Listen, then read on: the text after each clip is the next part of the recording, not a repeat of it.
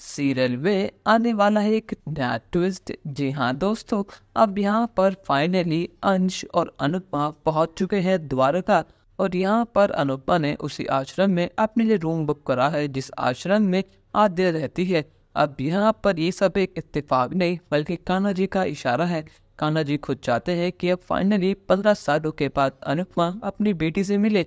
और यहाँ पर जैसे ही अनुपमा ने द्वारका में अपने कदम रखे हैं, उसे एहसास हुआ है कि उसकी छोटी कहीं आसपास ही है। पर लेकिन यहाँ पर छोटी को पता तक नहीं है कि वो बस स्टैंड पर अपनी मम्मी को ही लेने जा रही है। यहाँ पर काका ने अनुपमा का नाम और नंबर लिखकर उसे पेपर पर दिया था। पर लेकिन यहाँ पर प्रेम की वजह से अब यहाँ पर उसका बैग भीग चुका है। यहाँ पर प्रेम ने बहुत गुस्से में आद्य से कहा कि जो फोन तुम्हारी वजह से पानी में गिरा है उसे अभी के भी निकाल लो। और यहाँ पर जल्दबाजी में आद्या भी अपना बिना बैग साइड रख के पानी में उतर जाती है, जिसकी वजह से अब उसका फोन खराब हो चुका है। अब ना उसके पास अनुपमा का नंबर है और ना ही उसको पता है कि किसको ले जाना है और किसको नहीं। पर लेकिन अब यहाँ पर कान्हा जी ने फाइनली बस स्टैंड पर आद्या और अनुपमा को मिला दिया है। यहाँ पर अनुपमा ने पहली नजर में ही अपनी बेटी को पहचान लिया है। और यहाँ पर आद्या भी अनुपमा को देखकर बहुत हैरान है। यहाँ पर अनुपमा भागी भागी अपनी बेटी के पास जाती है और उसे अपने गले से लगाती है। यहाँ पर आद्या तो मानो सुन पड़ चुकी है। उसको यकीन ही नहीं हुआ कि 15 सालों के बाद उसकी मम्मी उसके सामने खड़ी है।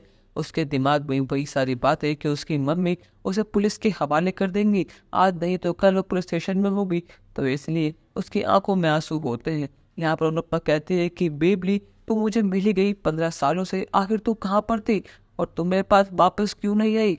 यहाँ पर अंश भी ये देखकर बहुत हैरान है कि अनुपमा किसको अपने गले से लगा रही है और अनुपमा इतना क्यों रो रही है। पर लेकिन जब वो देखता है कि वो तो आद्या फूई है तो उसके भी होश उड़ जाते हैं। अंश को बचपन की सारी यादें फिर से याद आ रही है कि कैसे आद्या फूई और वो साथ में टाइम स्पेंड करा करते थे।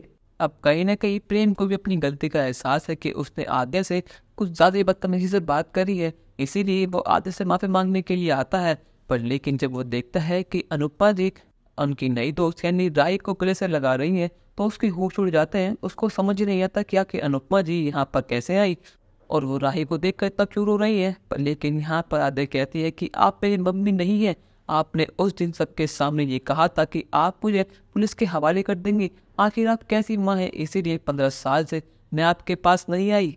यहाँ पर अनुपमा कुछ बोलती उसको बात बताती इससे पहले ही आद्या अनुपमा को धक्का देकर वहां से भाग जाती है।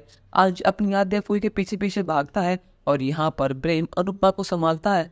पर लेकिन क्या यहाँ पर अब अनुपमा अपने सारे दिल की बात और जो 15 साल पहले हुआ था वो आद्या को समझा पाएगी या फिर नहीं? अपनी राय हमें कमेंट सेक्शन में जरूर बताइएगा।